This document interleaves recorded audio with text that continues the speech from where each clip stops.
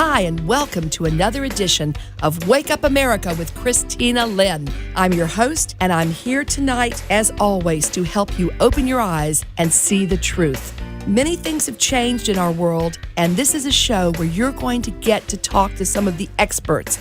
You're going to get to hear from people that are on the cutting edge. You're going to get to see the things that are really going on that maybe you don't get to hear every day on the news. This is the show that's going to bring it to you right away. Hello and welcome to another edition of Wake Up America. I'm your host, Kristina Lynn, and I'm very excited as we travel the country and travel America. One of my very favorite people is here with us today. I'm so excited. Linda Moulton Howe. I want to thank you so much, Linda, for being here. Well, thank you. And if you and others are not trying to get out and reach the world, then we are like one hand clapping. And so I celebrate and honor everybody who is trying to do interviews in these difficult subjects. Thank you so much. And this has been a passion of mine for quite a few years. So I'm very glad to be here. It's just so wonderful to have you on the show. I have to say I'm very excited about tonight's show because we have two of my very favorite guests who are just amazing. They're going to be talking with us about one of the topics that, speaking of shining the light on, as we do on Wake Up America, we shine the light on the truth, and we encourage every man, woman, and child to speak up and tell the truth. And this is what has been going on now, particularly in Hollywood and Washington. It's just been amazing that there's been one woman after another woman after another woman, and there unfortunately have even been young men coming out that have been speaking out against sexual harassment, sexual assault, and calling out and shining the light on these sexual predators, particularly in Washington and in Hollywood. So needless to say, this is a very emotional topic.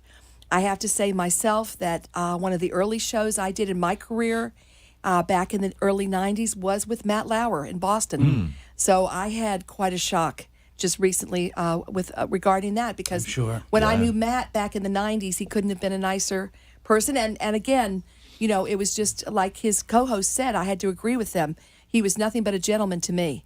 So again, there are people that we know, people that particularly being in the entertainment business. I've had this happen with several folks in Washington as well. So we're going to get right on with the topic. And I want to say that this week on Wake Up America, we always have a special hero or a group of heroes. And the heroes this week are the women and the men and the children that have spoken up, that have come out and said, no matter what happens to me, I'm going to call it out. I'm going to call out the truth. Absolutely. Time Magazine agrees with you. How wonderful is that Time Magazine chose to make the Person of the Year all of the whistleblowers, all of the women. And those are the heroes, too. The Time Magazine editorial staff for bringing out the women, Ashley Judd and Taylor Swift and the other beautiful women that are there with them, to say, the woman that started the whole thing of Me Too, they're right there on the front, and they're the women and the people of the year. So I agree. Absolutely. Hats off to you, Time Magazine, for that decision. Now let me, without further ado, introduce two of my personal friends who are also very fascinating gentlemen here. It's none other than the Siegel Brothers, and yes, they are really brothers. They're also the co-hosts of WNN's Sex Talk with the Siegel Brothers, and they're very seasoned sexuality and sexual health professionals. Now, together, and I cannot even believe this because y'all must have started when you were about 10 years old, but you say that between the two of you combined, you have over 50 years of experience in this field. Is that right? Yes, indeed. Yes, that is true. I've been inheriting my older brother's jobs for the past 25 years, and indeed, we've carved out a path in South Florida for quite some time. Yes, well, you definitely, I have to say, your reputation precedes you, and you've done many great things to help a lot of people. You all are very highly regarded, not just in the fields of sexual therapy and sexuality, but also academic sexual education here at the universities. So and I'm sure those classes are probably very well attended, I would think, right? I heard that you said, I think it's standing room only, probably for some of those lectures. Actually, we had a department chair years ago, probably the greatest compliment we ever had, told us that our classes sell out like concert tickets. So. Well, I think I can understand why, right? Everyone wants to know about the birds and the bees. And we are looking at so many new alternatives and amazing new technology. I have two guests tonight that are going to share a lot of that with us. and very excited to have them on the show. I want to bring on another very innovative and revolutionary, wonderful healer, a woman that works with lasers and with many amazing machines and all kinds of great new technologies. And she's right here in Boca Raton. Hello, Kristina. Yes, so this is Leslie Carmen of Carmen Care Laser. And welcome tonight. How are you, Leslie? I'm doing great. Thank you so much for having me. Well, it's wonderful to have you on the show. Now, I know myself that I have been really lucky to get a chance to come in and even experience your laser therapy. Tell us about how you got into this and exactly how this moved forward to really become a successful way to heal people. Sure, I'll be happy to. So in 2010, my daughter was diagnosed with a disease called trigeminal neuralgia, which is facial pain, like stabbing facial pain. Oh, wow. And it was very difficult for us because especially for her, it's very, very painful. And there's really no real cure except for medication, long-term, and surgery. So I didn't want to just take no for an answer, and I started surfing and educating myself and found that there was laser therapy that was reducing the pain and actually stimulating your body to heal yourself, specifically Wow. nerve-related conditions. How long ago was that? That was in 2010. Oh, wow. And obviously that path would be alone a radio interview, so I'm just going to cut that short to just say that we found healing in laser. That's what pushed me to open up a laser clinic. And Great. that was in 2013 when we then opened up the clinic. And since then, we really strive on healing people with the most non-invasive lasers that are out there. So these are lasers that don't burn or cut. They actually stimulate healing. So there's always a confusion when I say we do laser. People think it's cutting. If we could, right, I know that's so true. If we could stop a moment, and I love to really educate my audience. Sure. We're informing, entertaining, and really educating. So what would be the difference between those two types of lasers? What I like to do is give a metaphor. So let's say we take water. Water in itself is healing. Right. But if you take that water and you put it with a lot of power and a pressure cleaner, it can actually cut off your toes. Oh, yes. Right? That's right. Now you take that same water and you put it in a watering can where there's a big opening with lots of little holes. You can water a flower. It'll hit the petals. Nothing will happen. It hits the dirt, goes deep down into the roots very gently. Well, that's what laser energy is. The one that is the cutting and burning, that energy is focused really strongly on a little point and is hot. So the minute you touch it, boom, it's going to burn something. Ours is delivered in an open big point, and the laser energy is delivered so gently that it will never hurt or cut or burn, just like the water in the watering can. What a wonderful analogy. Thank Welcome you. to another edition of Wake Up America with Kristina Lynn. And I'm your host, Kristina Lynn. We are here today with one of my favorite people and one of my other fellow favorite conscious radio broadcasters. We are broadcasters who really honestly look for the truth and support that. And I know Tim knows that's something that I've done for a long time with great passion, and he does as well. So, Tim Ray, it is awesome to have you on the show. Well, thank you very much. I'm going to share this right now on Facebook so everybody could see that and appreciate that. So look how nice that looks on there, too. Oh, it looks great. Right? Oh, So my gosh. Here we go. We got to do that more often. I know, right? Love it. So thank you, Kristina. I'd love to be on your show, and I've been waiting to be on your show for a long time, and I made it, and I feel very blessed. Oh, well, I'm blessed to also have you here today and our audience. Okay, audience, you are in for some exciting things because Tim has got his fingers in a lot of pies. And we're going to talk about some of the most important ones. They're all important, but exactly, we're going to talk about quite a few of them today. Okay, let's start off with United Intentions Foundation, which I am such a big supporter of because having been a longtime student of the law of attraction and the law of positive intentions and positive intent, this is how I live my life, and I'm constantly a student. So I want to hear more. Tell our audience, too, what exactly is United Intentions Foundation, and what are your goals with it? Well, thank you. And United Intentions Foundation is simply an idea that I had years ago that's been kind of building up, and I needed an outlet to express my understanding and my beliefs in a form that I thought that would be specifically for myself. But as an entrepreneur, I'm like, well, I need to express this and share this more so with people. And why not, make this a reality come true for myself and for others. And it's all about waking people up to the power of intentions. And we all have, the intentions are interesting concept. Not a lot of people have different definitions of it, like a driven purpose. Now, right? let's talk about that. So some of the folks that are listening, that this may be new. Yeah. They may be saying, wow, what are they talking about? How do I do an intention? What is an intention? So how would you answer that for a beginner? Well, I like for a beginner, I like to use the word, it's a knowing that hasn't happened yet. Oh, I like that. A knowing that hasn't happened yet. What does that mean? So our belief system, I believe, and learn to believe, and I'm not the only one. I think most quantum physicists would agree with me. Yes. And if you've seen The Secret and you've seen what they talk about, how the matrix works and the matter and energy, how it all interacts and works, that you'd probably make more sense. But a knowing that hasn't happened yet is a true knowing, a true intent. Your conscious and your subconscious belief on an intention that this will happen comes first, and then the universe brings that into manifestation. That's overall concept of it. So when you have a knowing that hasn't happened yet, it's just a matter of time before that knowing appears in your life. It can be said that it's in spiritual escrow waiting for you. Oh, look at she's getting down and dirty now. Spiritual escrow. Yeah, I borrowed that one from Esther, from Abraham. Esther's amazing. Esther Hicks, of course, I've been a long time student of Esther's, and I also recommend an amazing book too by Lynn Grabhorn, the late Lynn Grabhorn, who was one of my great teachers from the early 2000s. Around 2000, I started reading her book, which was a multi-million and is still a multi-million seller. That's called "Excuse Me, Your Life Is Waiting."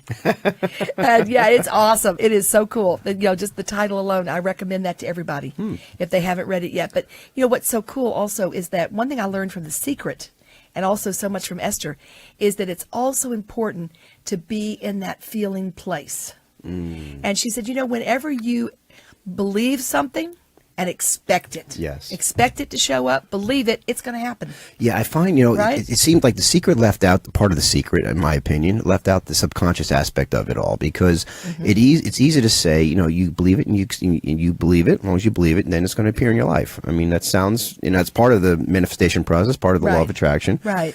But what a lot of people, I think, don't take into account is that our subconscious mind is 30,000 times more powerful than our conscious mind. We only use 5% of our brain consciously, it's 95% subconscious. So who's running the show here? The subconscious. Right. So if our subconscious is not in sync with what our conscious mind, what we want to manifest, then it's not going to happen, because we're not in charge in that sense. So, that's why we, in our site at unitedintentions.org, we like to teach people and slow them down a little bit to focus on one intention. And when you can sync that intention of your subconscious intention with your conscious intention, you're more likely to see the manifestation of it. Now, like, for example, if you want a Bugatti, you deserve to have a Bugatti, don't you? Sure, I love them. All your hard work that you've done all your life, right? That would be fun. Right? But if your conscious mind saying, well, I deserve a Bugatti, I'm going to manifest a Bugatti. But your subconscious mind... Could I have a Tesla instead? All right, Tesla, there you go. Whatever, okay, great, I'll take it.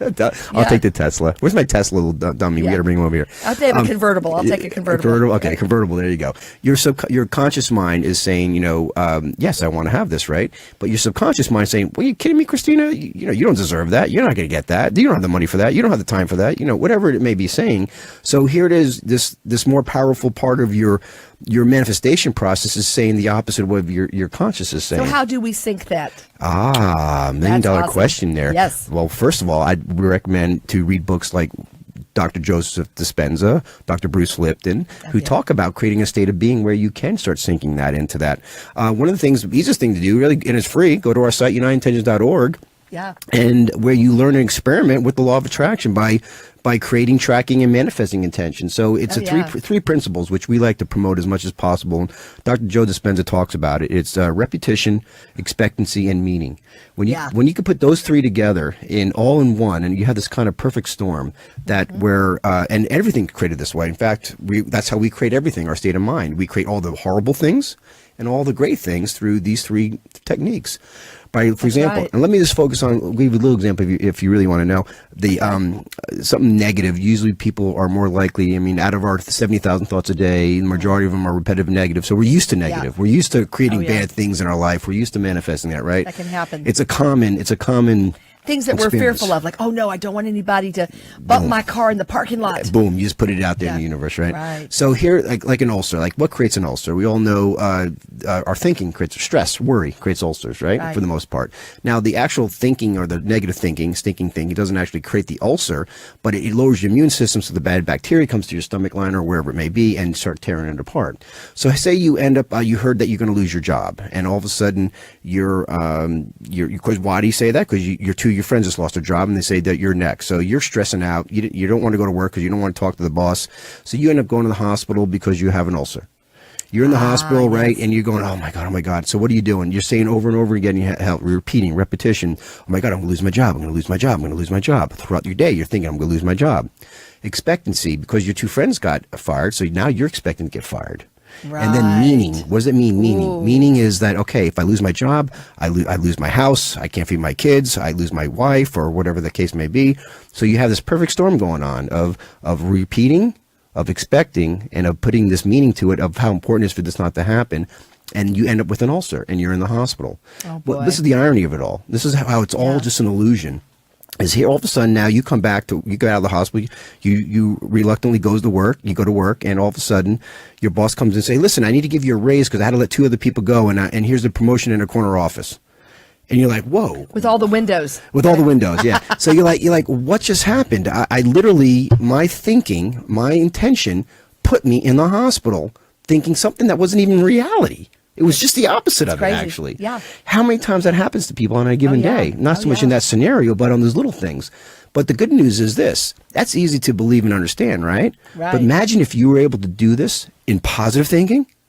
Because the placebo effect is just as effective as a nocebo effect. Yeah, because the subconscious believes anything it hears. Absolutely. Right? So it only lives in the present moment. And lives in the present moment, yeah. So if you're taking all that energy and visualizing and believing, expecting something fabulous, like you're going to win the lottery or some fabulous thing, some big windfall of money is going to come that the universe is just going to give you from any source. And I've always learned to say, hey, I'll take it from any source, not to get stuck on any particular source. It'll fly in. And another thing, too, that I've noticed that has worked for me very well on this path, because I've been on this path of learning to manifest for many years. I became a student, began to study, is that, and this is one that I love about that Esther Hicks and Lynn Grabhorn talk about. Abraham and Lynn Grabhorn have often said too.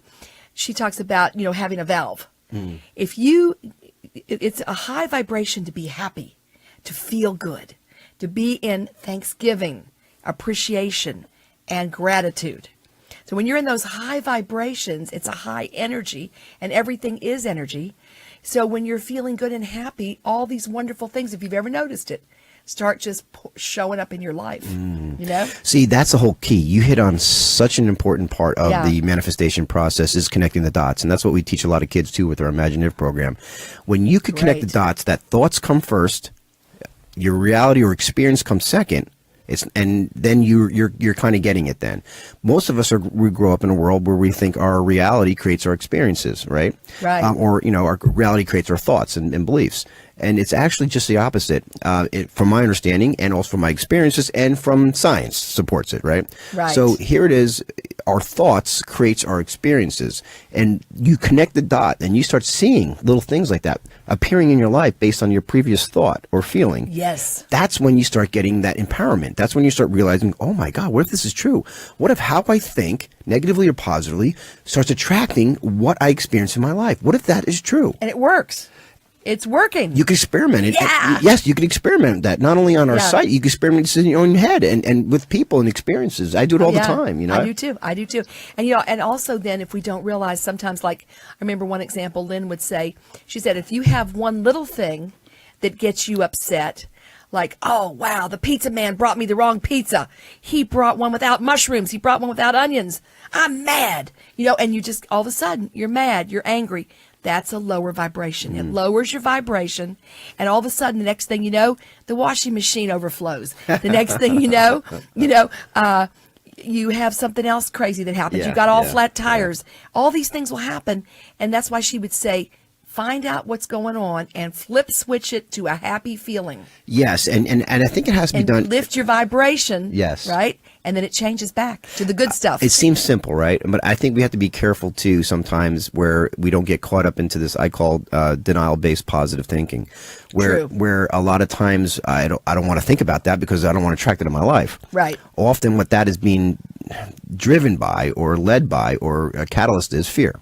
So when fear is driving that thought to think positive and deny what potentially your reality you're dealing with, that's when I think your law of attraction is going to give you really what you want is more of that negative reality because the fear it's feeding the fear. It's dealing with the fear as the initiative. That's the initiate that wants that to create it. So you have to be very careful about just going positive and avoiding that. You gotta have that feeling of, I know how the universe works. It's a beautiful universe. It's unconditional love. No matter all the crazy stuff going on in the world, this is how the universe really is, right?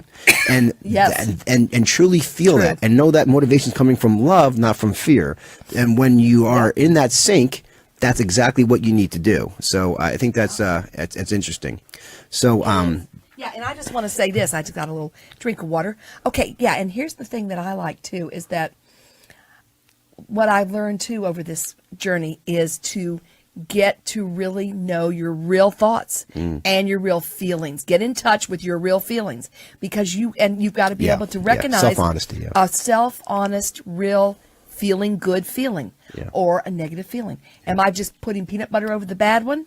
I'm not really clearing it. I'm not really lifting it. Right. And that way, when you get into that aspect that you can really recognize your true feelings, then you can lift those feelings up and switch them. Mm-hmm. And I have a lot of little things that I'll do with that, where I'll start to think about wonderful things and happy, and gratitude and appreciation. If we just stop and appreciate 3 things in our lives that we might not realize, like, wow, you know what? I really do drive a wonderful car.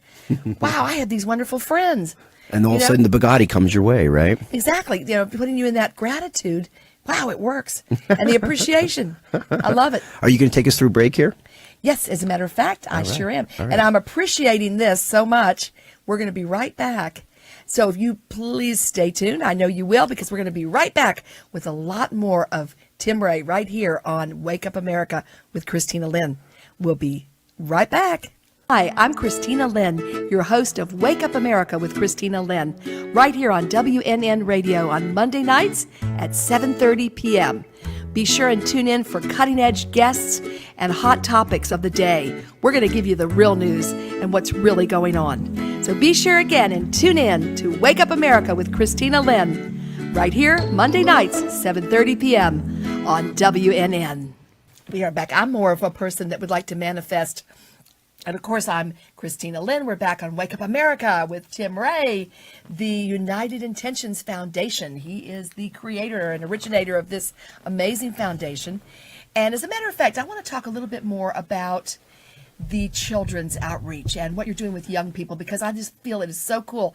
I often think to myself, what if I had gotten into law of attraction and positive intentions and positive intending as a child? Oh my gosh, we would have those Bugattis. We'd have probably a fleet of them. We probably wouldn't even have Bugattis. We'd be flying. We'd probably be flying around like Neo does, in the Matrix. You don't even need cars anymore. Oh, even better. I love it. We'd be communicating telepathically. We wouldn't need all this AI and technology because they're understanding the power of source and within themselves and outside of themselves, and because that's what it all leads to. Well, we could be popping into other dimensions with that. Now we're going dimensional now. Love it. So multi-dimensional. Multi-dimensional. We are multi-dimensional beings, even though in a 5th century limited illusion. And I have to say, we need to be paying our teachers more money. Well, because that way, because you know what? Every teacher, when I taught back after college, late 70s, the best teachers, every one of them, left and went into something else. I went into broadcasting. Yeah. And it was so unfortunate. I said, look at all these great teachers. And you know what? They were like, hey, we've all gotten offers to make more money. So to really keep the passionate, great teachers, and they're out there, we need to pay them what they deserve. I'll go a step further than that, because I think you'd be throwing money away, honestly. You need to get the government out of our teaching systems right now. Yes, because the government's just going to take that money and utilize it the way they think, and the teachers are the last ones that trickle it down to. If you start getting the government, the education government, this seems a little heavy, but to me, I don't think so at all. We only had the Department of Education since 1980, since Carter, right? Right. So prior to that, people were learning. The fact is this. If you do polls, and they've done studies, the kids this generation now are actually dumber statistically on scores than ever before for the first time ever in our generation. So if this is the government education system that we have incorporated since the 1980s, and this is the end result of it, then guess what? You don't have to be a brain surgeon. You don't have to be a political or a politician or whatever. You just look at the end result as a scientist, whatever. Stop it. Get the government out. Let it become privatized, or let your local governments handle the education system. Yeah, privatized and local. And then watch everything change. And that you have to have that competition. So right now, the more money they throw into it, it's just waste. It's a waste. I agree. You got to fundamentally change that structure. And to me, that would be one of my solutions. Or if you don't do that, implement the Imagine If program. I love it. Well, that needs to be a part of it for sure. Yeah, and people could go to imagineifprogram.org, imagineifprogram.org, check it out, talk to Jennifer, and she'll get it into your school system and start changing it from within if that's our only choice at this point, if you can't get the government out of our school system and in our minds of our children. Oh, but I agree with you 100%. And, you know, I just want to say one example of that is that back in our founding fathers' times, the times of Thomas Jefferson, if you read his writings, there's so many people now, children and even, you know, high school seniors that cannot really even comprehend what he was writing about. And if you look at Common Sense, the little pamphlet that changed our world and changed our country and helped to create America, Common Sense, men, women, and children, they were all reading it. They all understood it.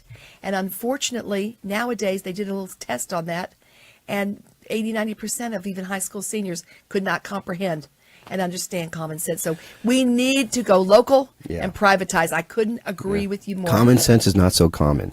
Yeah, so we want to just say, hey, parents, wake up, make sure that your children are getting the education they deserve, and let's help them think outside of the box. Let's help them be the individuals, the creators, and the creative thinkers that they're meant to be with positive intentions and law of attraction. So I could just keep talking to you all day. This is amazing. I tell you what, we want to invite Tim. I'm going to make this a double show, as I often do with some of my most amazing guests that I cannot fit everything in this short 30 minutes. So stay tuned, because we're going to have another part 2 with the amazing Tim Ray of United Intentions Foundation. So thanks again for tuning in to another Wake Up America with Kristina Lynn. We are so happy to be here. And remember, the motto that we live by here at Wake Up America is it only takes one person to change the world, and that's you. So go for it. You deserve it. And tune in next week. In the meantime, do something nice for someone special this week. Be kind, and we'll see you next week. Well, that's about all we have time for tonight. But I want to thank you all for listening. We've got a fantastic and really loyal audience that wants to wake up. Wake Up America is your show. Be sure and tune in next week right here at 6 o'clock on WNN with me, Kristina Lynn, and with some of the most outspoken and outstanding guests that you can ever hear on radio. Until then, just reach out to wakeupamerica.com. Let me know what you think. We want to hear your comments, and we want to make sure and have you come join us on Facebook and Twitter. Thanks again. Have a great week, and we'll see you next week.